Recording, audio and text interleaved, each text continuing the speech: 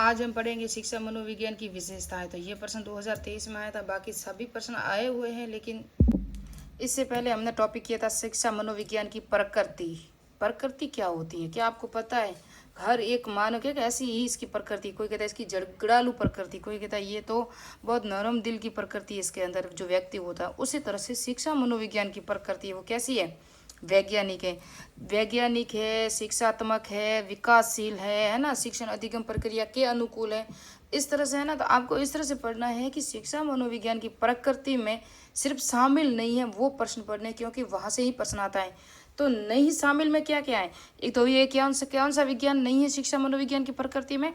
नियामक विज्ञान, आदर्शात्मक विज्ञान और शुद्ध विज्ञान, ये तीन प्रकार की प्रकृति में शामिल नहीं है शिक्षा मनोविज्ञान की प्रकृति में। तो ये जो तीन दिए हुए थे ना, वो नकारात्मक है और वहां से आपको ऑप्शन चुनना है, जो मैंने कल के वीडियो में आपको एमसीक्यू करवा के भी बता दिया था कि आदर्शात्मक, शुद्ध विज्ञान और नियामक विज्ञान ये सब शिक्षा मनोविज्ञान की प्रकृति में शामिल नहीं है। नोट करके अलग से लिखवाया और प्रश्न वहीं से आता है।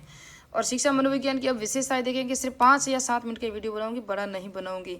शिक्षा मनोविज्ञान की एक शाखा है, क्या है? मनोविज्ञान की एक शाखा है। कहीं कहीं प्रश्न में परीक्षा में आता है कि मनोविज्ञान की शाखा है ना, वो शिक्षा मनोविज्ञान है। तो मनोविज्ञान की शाखा है वो शिक्षा मनोविज्ञान है, जबकि शिक्षा मनोविज्ञान की शाखा मनोविज्ञान नहीं है, क्योंकि मनोविज्ञान की शाखा में ही शामिल है शिक्षा मनोविज्ञान, जिसकी मैंने शाखाएं फर्स्ट या तीसरा दूसरा पार्ट है वहाँ बता दिया था आपको कि इसकी कितनी शाखाएं हैं। यह एक अनुप्रयुक्त विज्ञान है, यह भावी जीवन के लिए उपयोगी है। शिक्षा मनोविज्ञान स्वयं एक अनुशासन के रूप में विकसित हो रहा है, जिसकी अपनी निश्चित विधियां हैं। यह मानव व्यवहार का अध्ययन करता है। जहाँ भी देखोगे शिक्षा मनोविज्ञान मानव के इर्द गिर्द ही रहता है और मानव के व्यवहार का ही अध्ययन किया जाता है, चाहे वो सिद्धांतों के माध्यम से हो, चाहे विधियों के माध्यम से हो, चाहे नियमों के माध्यम से हो, लेकिन अध्ययन किसका किया जाता है? मानव के व्यवहार का अध्ययन किया जाता है। इसलिए ये सामाजिक विज्ञान है, क्योंकि समाज के रूप में ही तो मानव है।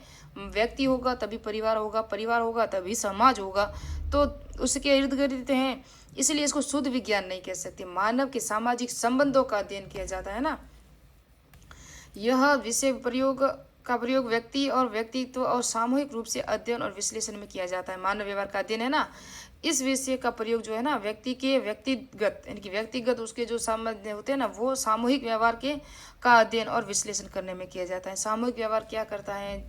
ग्रुप डिमेंशन कहते हैं ना उसे, समूह व्यवहार और समूह शिक्षा भी है। शिक्षा मनोविज्ञान विभिन्न मनोवैज्ञानिक का शिक्षा के क्षेत्र में जो अनुप्रयोग होता है, ये भी इसकी विशेषता है। शिक्षा मनोविज्ञान बालकों के व्यवहार को अब में अपेक्षित परिवर्तन लाने में सक्षम है। यह बालक के जन्म से पूर्व ही उसके अध्ययन की शुरुआत करता है। वेरी इंपॉर्टेंट लाइन है, इसको याद रखना कि बालक के जन्म से पूर्व ही शिक्षा मनोविज्ञान क्या करता है? उसके अध्ययन की शुरुआत कर लेता है। शिक्षा मनोविज्ञान संकलित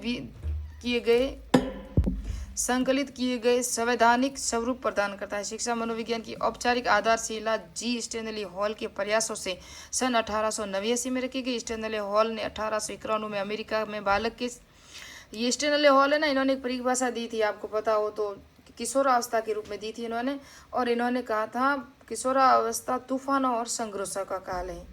तो 1891 में बालक के जो अध्ययन के रूप में संबंधी प्रथम पत्रिका का प्रकाशन भी स्टैनली हॉल ने किया था, ये भी याद रखना। शिक्षा मनोविज्ञान का जो क्षेत्र है ना, उसको भी देखेंगे, थोड़ी सी परिभाषा और थोड़ा सा वीडियो वो भी बना लूँ मैं।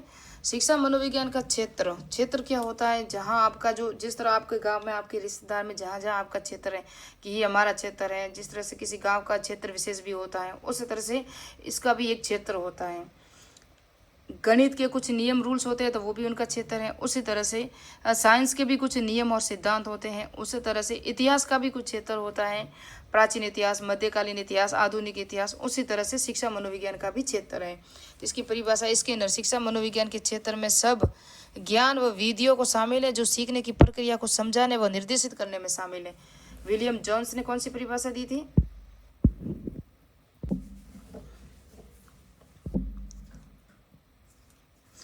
वंशानुक्रमण और विकास का अध्ययन है ना, ये भी किया जाता है। तो दूसरा पॉइंट है शिक्षार्थी जैसे जैसे व्यक्तिगत भिन्नताओं का मापन, व्यक्ति की जन्मजात योग्यता और क्षमताओं को उसका आंतरिक और बाह्य, चेतन, अचेतन, अर्धचेतन व्यवहार शैशव काल से प्रौढ़ावस्था तक उसकी वृद्धि और विकास, यानी कि सबका अध्ययन किया जाता है। जो शिक्षा मनोविज्ञान में है ना, ये इनका क्षेत्र में शामिल है।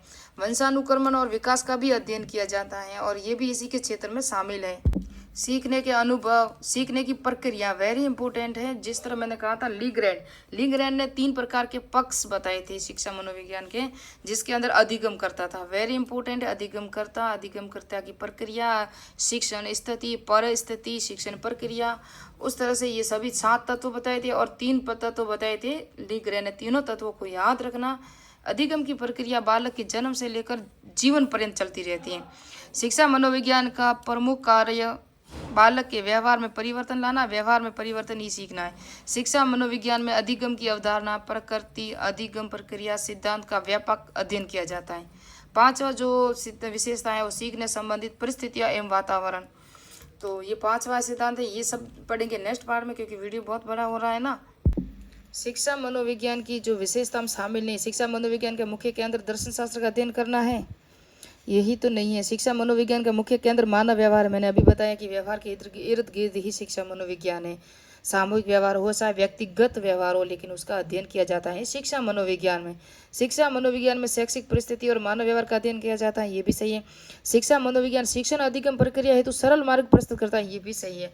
लेकिन इसके अंदर ये दर्शन शास्त्र का अध्ययन करता है, ये गलत है, ए राइट है इसके अंदर।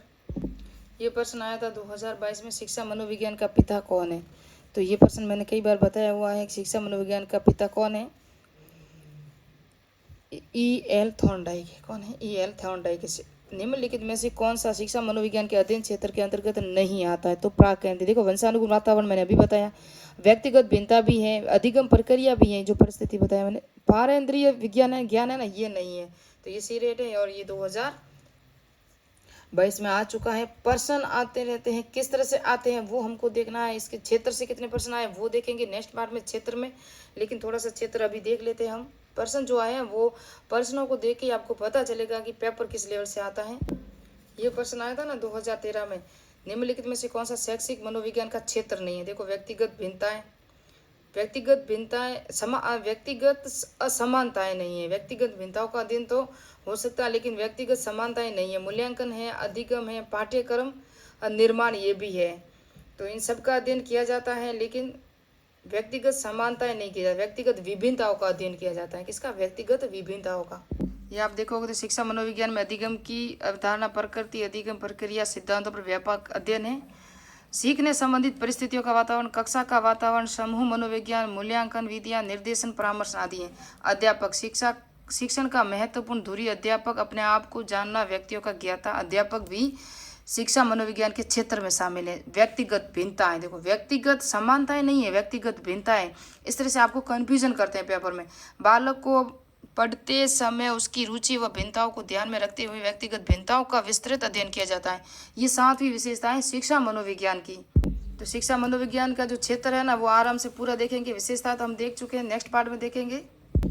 और विक्टर एच नॉल और एच.पी. नॉल के अनुसार शिक्षा मनोविज्ञान का क्षेत्र किस तरह से, उन्होंने भी 5 प्रकार बताए थे। तो वो क्या ना, वीडियो बड़ा हो रहा है उसकी प्रॉब्लम नहीं, मुझे कुछ व्यक्तिगत समस्या प्रॉब्लम है, इस वजह से मैं वीडियो पूरा कर रही हूँ। नहीं तो मुझे 15 मिनट का ये क्षेत्र भी पूरा करना था, लेकिन कुछ कारण वजह से नहीं कर पाई। नेक्स्ट पार्ट में इसको पूरा करेंगे, इसका क्षेत्र भी करेंगे, फिर इसकी उपयोगिता, उद्देश्य और इसकी विधियाँ। अभी 3 टॉपिक रहे, 3 वीडियो आएंगे, फिर शिक्षा मनोविज्ञान की जो फर्स्ट यूनिट है वो पूरी हो गई। तो मेरे चैनल को सब्सक्राइब कीजिए, लाइक कीजिए, कमेंट कीजिए। मिलते हैं नेक्स्ट पार्ट में, नेक्स्ट वीडियो में। जय हिंद, जय भारत।